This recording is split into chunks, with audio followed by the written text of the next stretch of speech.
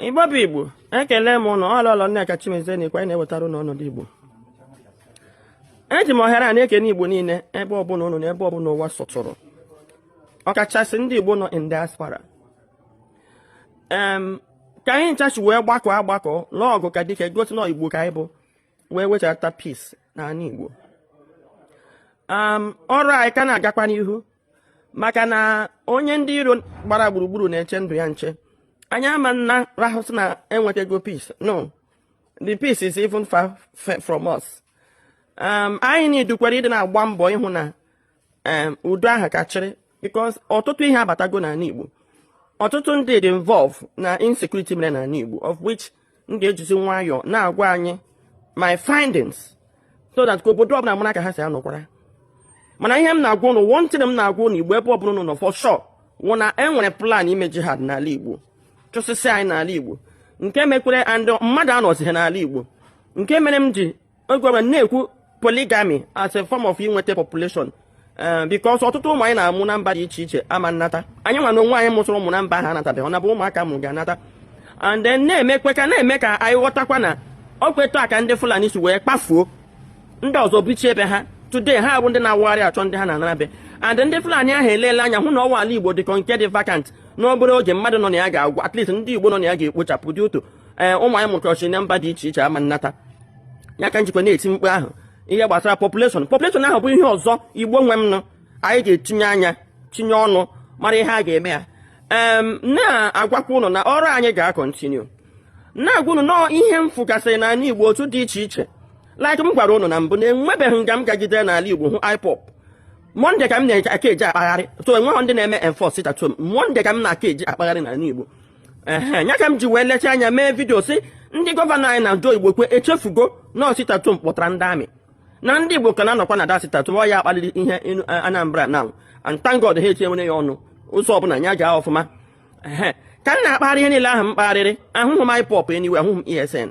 Ndị m na-ahụ n'ụzọ wee bụba agụ amị ndị m gbakarịrị one day bụ ndị a na ndị otu ha awụ ụmụọma and ndị ụmụọma nọ under the command of Biafran Liberation Army and Simon Ekpa na-enye ha instruction that time. So mụghachi na ịmana Nnamdi Kanu pụtara sị na Simon Ekpa otu ha chiri gwa ya ihe o kwuru maka ọ na kọtụ ka ọ na-ekwu ihe sị Simon Ekpa sị gebe ya ntị na onye nwa ga na-ekwupụta okwu na enwe ga na-eli idizi now.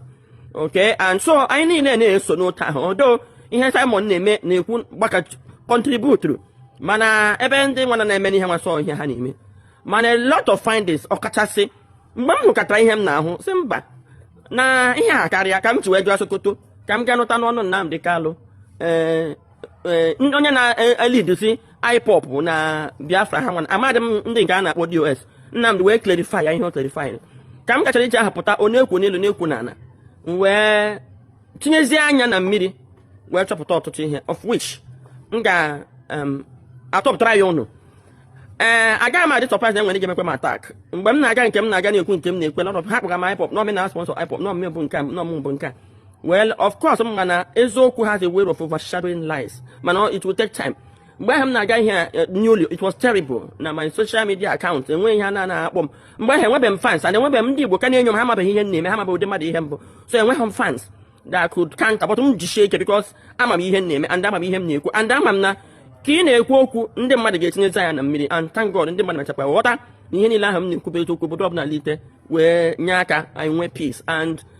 ka anyị continue na-enwe peace ahụ ọ ga-adị mma ka m ga-akpatụsị ụfọdụ ihe aka wee were ọhara na-ayọ ndị Igbo biko ka ụnụ hinye Ipob aja n'ukwu because oge mkparị ihe mkparị ka m ji so onye ọbụla pụtara so ụnụ nọ Ipob na-eme ihe na-eme n'ụlọ jide na ya onye ahụ ma ihe na-eme n'ụlọ. Ipob for me for ole nke m hụrụ ahụ ugbu na meant well mana na otu ahụ o minụrụ well a ga na blackmail ha so most of ihe niile eburu Ipob ihe na-eme n'ụwa blackmail and Nnamdi Kanu pụtara kwuo na ọnya nwa bụ onye isi DOS so na onye ndị Ipob ga na-elere anya of which by extension onye ndị Igbo ga na-ege ntị ihe ọbụla wee na-agwa ụnụ ụgba ndị Igbo ihe ọbụla na-echighị n'ọnụ ndị DOS pụta ọwụ ochichụ Nnamdi Kanu ihe ọbụla maka na ọ bụrụ na m na-eche na ọchụ izi ozi ebe ọ ya wụ onye isi ndị DOS and ọ nọ na nga ọ ga-eji ya through his DOS n'uche nke m so ka anyị jisi na ike hiri Nnamdi Kanu aja den wee chezie ya na mmiri mana otu dị iche iche onye na-eme nke ọ na-eme onye na-emekwa nke dị mma anya akọrọ ya kasị ajisi ike mana onye na-eme nke na-adịrọ mma anyị gbakọ na-agbakọ chụpụ ha n'ala Igbo. Ndewo.